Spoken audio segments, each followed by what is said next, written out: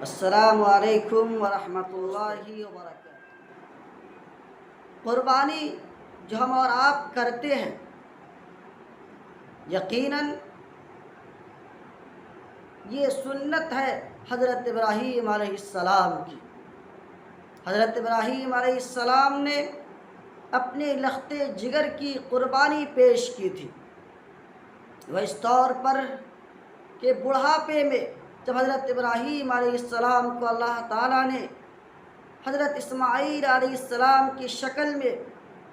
ایک حلیم، بردبار، سمجھدار، سنجیدہ لڑکا دیا، تو پھر اللہ تعالیٰ نے حضرت ابراہیم علیہ السلام سے بھی امتحان لیا۔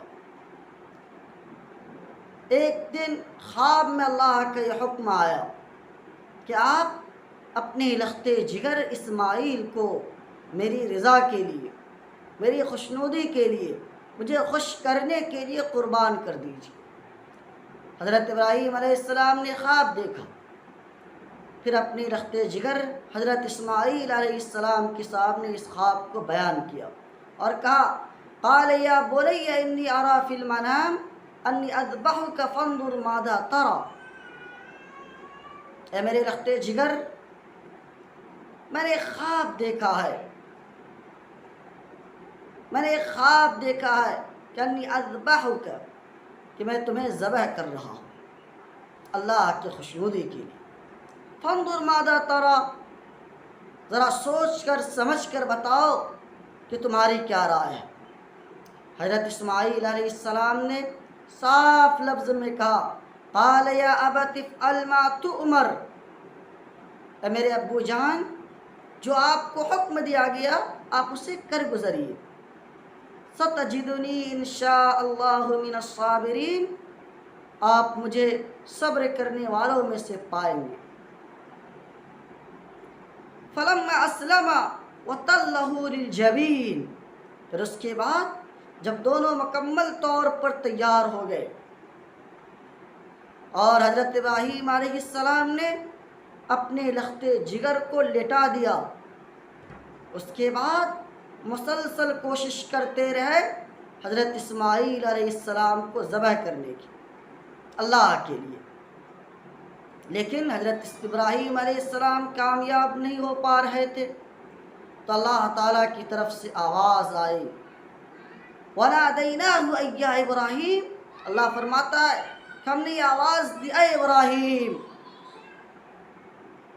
قَدْ صَدَّقْتَ الرُّؤْيَا، جو خواب تمہیں دکھایا گیا تھا، جس خواب میں جو تمہیں حکم دیا گیا تھا اسے تم نے مکمل کر لیا، اسے تم نے پورا کر دیا، اسے سچ کر دکھایا۔ إِنَّ كَذَلِكَ نَجْزِي الْمُحْسِنِينَ، اسی طرح سے ہم نیکوکاروں کو بہترین بدلہ دیتے ہیں۔ إِنَّ هَذَا لَهُوَ الْبَلَاءُ الْمُبِينُ، یہ بہت واضح اور زبردست آزمائش تھی۔ پھر اللہ تعالیٰ آگے فرماتا، وَفَدَيْنَاهُ بِذِبْحٍ عَظِيمٍ، پھر ہم نے حضرت اسماعیل کی جگہ پر ایک بڑا جانور دیا قربانی کرنے کے لیے۔ تو حضرت ابراہیم علیہ السلام نے اسماعیل علیہ السلام کی جگہ پر اس کی قربانی دی۔ وہ جانور مینڈھا تھا۔ بس یہی سے جو قربانی ہم لوگ کرتے ہیں، اس کی ابتدا حضرت ابراہیم علیہ السلام سے، یہ سنت حضرت ابراہیم علیہ السلام کے بعد یہ سنت جاری رہی،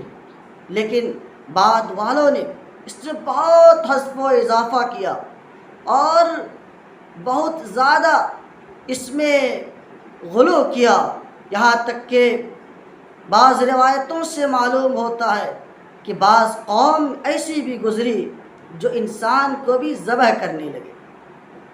جب دور آیا لیکن ہم سب کے نبی اور رسول حضرت محمد صلی اللہ علیہ وسلم کا،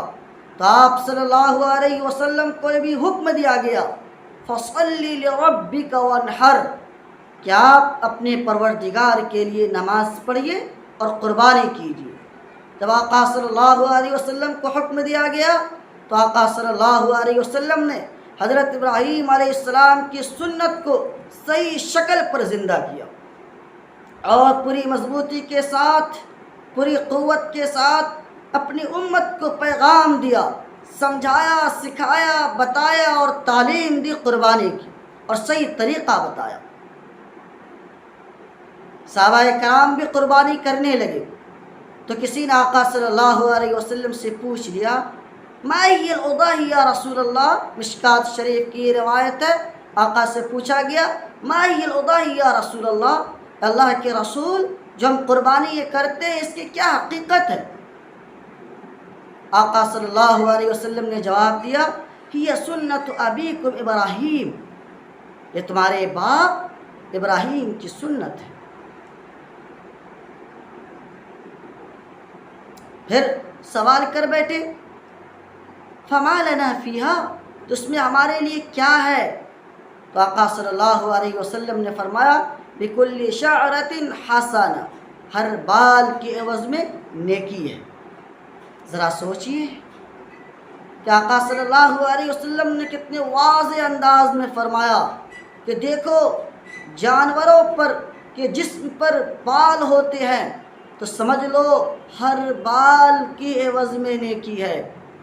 اچھا، اس کا یہ مطلب بالکل نہیں ہے کہ کسی کے جانور کے بدن پر زیادہ بال ہو تو اسے زیادہ نیکی ملے، زیادہ ثواب ملے، اور جس پر کم بال ہو تو کم ثواب ملے، یہ مطلب نہیں۔ ایک مطلب اس کا بہت واضح طور پر یہ سمجھ لینا چاہیے کہ یہ ہے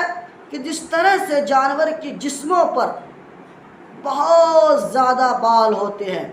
اسی طرح سے اس کا ثواب بھی بہت زیادہ ہے۔ اسی طرح سے ایک موقع سے آقا صلی اللہ علیہ وسلم نے فرمایا، کہ ترمذی شریف کی روایت ہے، ترمذی شریف کے اندر یہ روایت قربانی کی فضیلت کے باب میں ذکر کی گئی، ذرا طویل ہے، اس کا خلاصہ یہ ہے کہ آقا صلی اللہ علیہ وسلم نے فرمایا کہ یاد رکھنا قربانی کے دنوں میں اللہ تعالیٰ کے نزدیک سب سے محبوب ترین عمل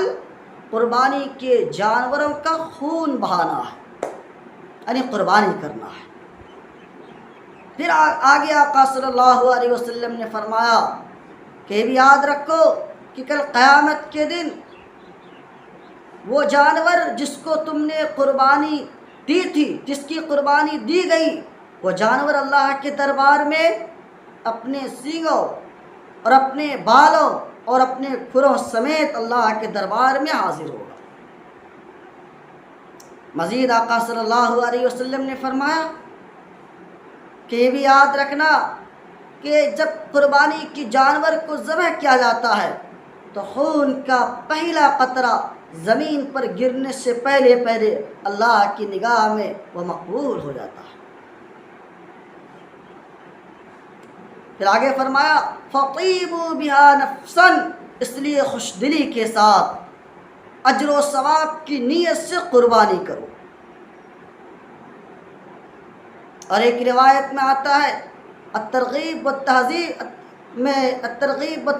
میں یہ روایت منقول ہے، جلد نمبر 2 صفحہ نمبر 277 میں، کہ ایک موقع سے آقا صلی اللہ علیہ وسلم نے فرمایا کہ وہ آدمی جو ثواب کی نیت سے پورے اخلاص کے ساتھ قربانی کرے گا تو اللہ تعالیٰ اس کو یہ انعام دے گا کہ جہنم کی آگ سے وہ پردہ ہو جائے گا، قربانی حجاب بن جائے گا جہنم کی آگ کے لیے۔ اسی طرح سے آقا صلی اللہ علیہ وسلم نے ایک موقع سے حضرت فاطمہ رضی اللہ تعالیٰ عنہ سے فرمایا، یہ روایت بھی الترغیب والترہیب میں ہے، روایت طویل ہے جس کا خلاصہ یہ ہے کہ آقا صلی اللہ علیہ وسلم نے فرمایا، حضرت فاطمہ سے کہا، اے فاطمہ جاؤ اپنی قربانی کے پاس رہو اور اپنی نگاہ اور اپنی آنکھ سے دیکھو، اس لیے کہ قربانی کے جانور کا کہ خون کا ایک قطرہ زمین پر گرنے سے پہلے قربانی کرنے والے کے سارے گناہ اللہ معاف فرما دیتے ہیں۔ یہ بات ذرا عجیب لگی اور بہت اہم لگی حضرت فاطمہ رضی اللہ تعالی عنہ کو۔ حضرت فاطمہ نے سوال کر لیا آقا صلی اللہ علیہ وسلم سے، النا خاصہ اہل البیت او لنا وللمسلمین، یعنی سوال کر لیا اے اللہ کے رسول، کیا یہ ہمارے لیے خاص ہے یا ہمارے لیے بھی اور تمام مسلمانوں کے لیے بھی ہے؟ آقا صلی اللہ علیہ وسلم نے جواب دیا، قربان جائیے آقا پر، آقا نے جواب دیا بل لنا وللمسلمین، بلکہ ہمارے لیے بھی اور تمام مسلمانوں کے لیے یہی اجر ہے۔ ذرا سوچئے کتنا بڑا اجر ہے کہ آقا صلی اللہ علیہ وسلم فرماتے ہیں کہ قربانی کے جانور کے خون کا ایک قطرہ زمین پر گرنے سے پہلے پہلے اللہ تعالیٰ قربانی کرنے والوں کی مغفرت فرما دیتا ہے۔ وہ الگ بات ہے کہ گناہ صغیرہ مراد ہے کہ کبیرہ مراد ہے، توبہ شرط ہے، وہ ایک مستقل بحث ہے، لیکن اس سے ایک بات تو سمجھ میں آ جاتی ہے کہ قربانی مغفرت کا ذریعہ بھی ہے۔ اسی طرح سے ایک موقع سے آقا صلی اللہ علیہ وسلم نے فرمایا، حضرت ابو ہریرہ رضی اللہ تعالیٰ عنہ سے مروی ہے روایت، فرماتے ہیں وہ کہ آقا صلی اللہ علیہ وسلم نے فرمایا کہ دیکھو اللہ تعالیٰ نے جس کو وسعت دی، فمن وجد سعة لأن يضحي، وہ آدمی جس کو اللہ نے وسعت دی، صاحب نصاب بنایا، مال دیا، قربانی کر سکتا ہو، فلم یضحی، اور اس نے قربانی نہیں کی، فرمایا فلا یحضر مصلانا، کہ ہماری عیدگاہ نہ آئے۔ ایک دوسری روایت میں دوسری لفظ کے ساتھ ہے، آقا نے فرمایا فلا یقربن مصلانا، کہ ہماری عیدگاہ کے قریب تک وہ نہ آئے۔ ذرا سوچئے کہ آقا صلی اللہ علیہ وسلم کس قدر ناراض ہے ایسے لوگوں سے کہ جن کو اللہ نے وسعت دی، صاحب نصاب بنایا، مال دیا اور انہوں نے قربانی نہیں کی۔ ایسے لوگوں سے اللہ کے رسول کتنا ناراض ہوئے کہ آقا نے صاف فرما دیا کہ ایسے لوگ ہماری عیدگاہ کے قریب تک نہ آئے۔ ظاہر سی بات ہے یہ توبیخ کے لیے ہے، ڈانٹ ڈپٹ کے لیے ہے، تو اللہ کے رسول نے اس طرح سے ارشاد فرمایا۔ اور جہاں قربانی کرنے کی بات ہے، اس کے متعلق کبھی آپ نے روایتیں سنی، میں نے آپ کے سامنے روایتیں پیش کی جس میں آقا صلی اللہ علیہ وسلم کتنی بشارتیں سنا رہے ہیں، کتنے انعامات کا ذکر فرما رہے ہیں، لیکن یہ تمام چیزیں اس وقت ہے جب کہ ہم صدق دل سے، اچھی نیت سے، اخلاص کے ساتھ، اجر و ثواب کی نیت سے ہم قربانی کریں تو پھر یہ قربانی اللہ کی نگاہ میں بہت مقبول ہے۔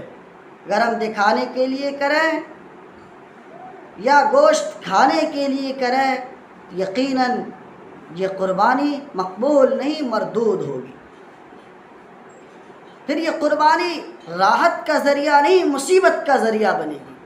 پھر یہ قربانی ثواب نہیں، عقاب کا ذریعہ بنے گی، عذاب کا ذریعہ بنے گی۔ اس لیے قربانی کرنے سے پہلے پہلے ہم اور آپ کو